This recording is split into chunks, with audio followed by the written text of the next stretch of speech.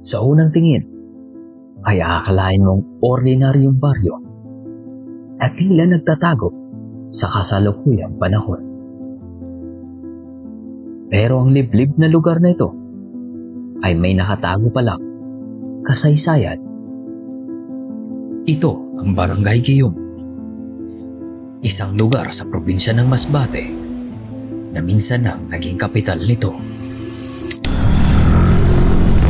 Naman guys, yung papuntang Guillaume School. Sa 7,000 meters or 7 kilometers papunta doon. Pero try natin. 7 kilometro mula sa National Road ng bayan ng Kawayan ay mararating nyo na ang Barangay Guillaume. Na guys, yung daan naman papuntang Barangay Guillaume, merong intersection dito. So dito nga balik ko.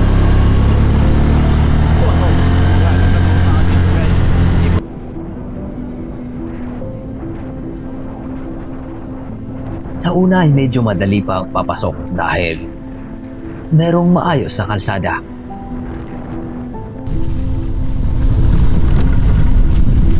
Nay Guillaume nila dire. Okay, thank you Nay. Taunan pa. Pero pagdating sa mas liblib na daan, ay pahirapan na. Dito lang Lubak-lubak na ang daan. Mahirap dumiretso. So, ito na nga yung Guillaume, no? So, yan. Wala rin masyadong kalsada dito. I mean, merong kalsada. So, papasok dito pero dito banda wala. Mahirap na dito pumasok. Medyo malayo nga itong lugar na to.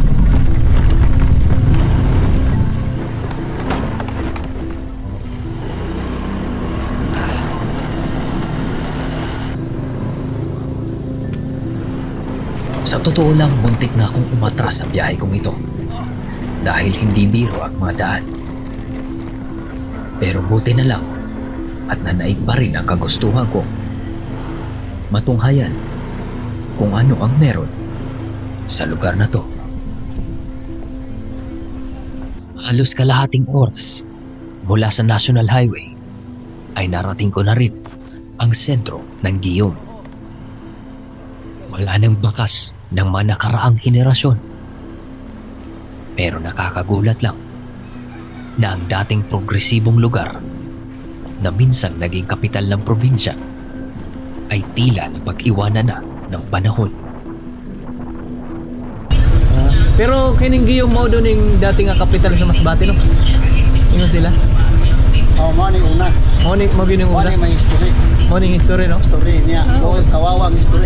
Ano? Ito ang pinakamatagal, ito ang pinakadugay. 100 years na kapin pero hindi pa rin nasinso. Wala na senso. Ito ang pinaka... Layo sa mga kayo, no? Ampot, di ko alam bakit ganito nangyari. Wala, ako lang gitry. Ako gitanong kay siyempre Okay, na-inspire ka sa history. na-inspire ko sa history. Mo May yung... kasi, may story ito eh. Oo. May libro na ito. Nawala pa rin. Panahon ng 1700 nung nasa ilalim pa ng jurisdiksyon ng Masbate Islands ng Ibalon o mas kilala sa tawag ngayon na Albay ay nagpalipat-lipat na ang kabisera nito sa kadahilanan ng seguridad ng isla laban sa pangre-raids ng mga Moro. Nariyang naging kapital ang Mobo, napunta sa Guillaume at maging sa Palanog.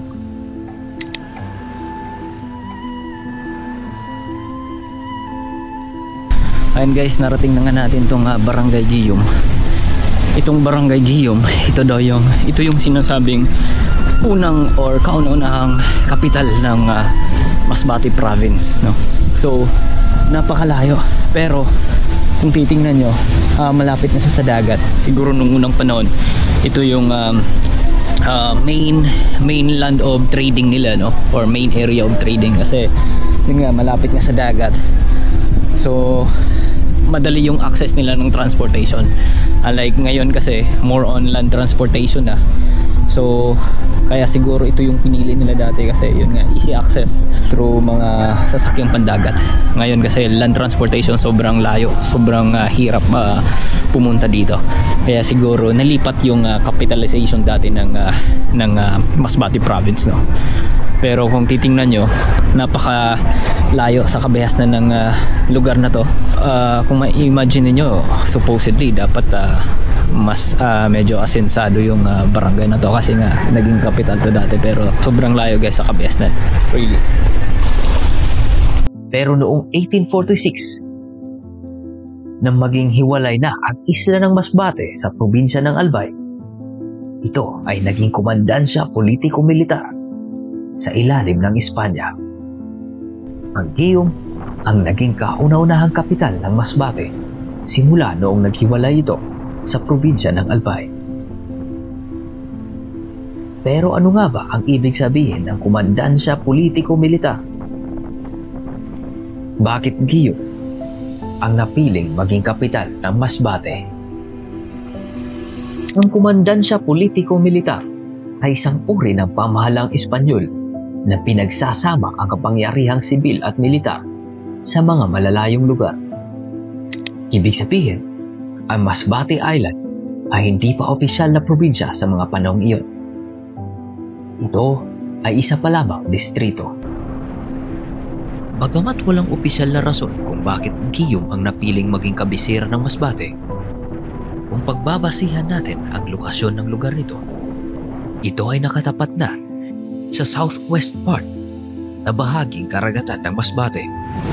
At kung pagbabasihan natin ang seguridad laban sa mga pag-atake ng mga Moro, ay posible rin itong maging exit point para sa mabilisang paglikas. Pangalawang rason ay ayon sa mga tala, ang Guillaume ay matagal na rin na-establish ng mga naunang settlers na galing pa sa Cebu.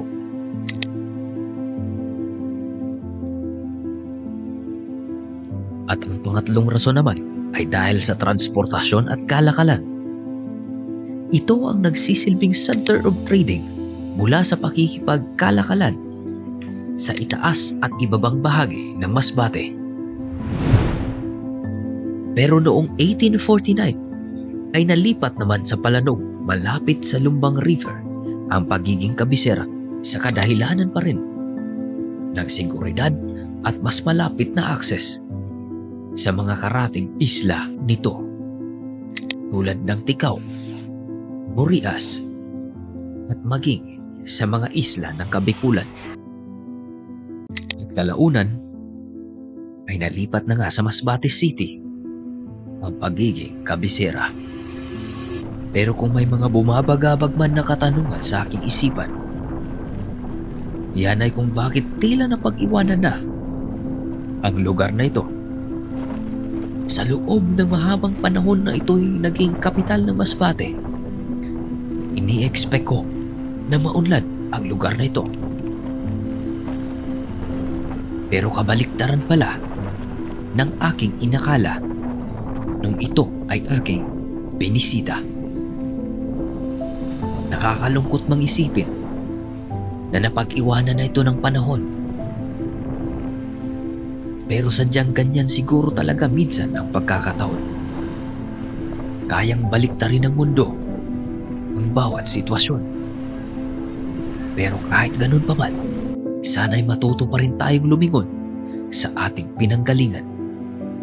At huwag nating kalimutan ang mga bagay na naging tulay ng ating kapalaran sa buhay.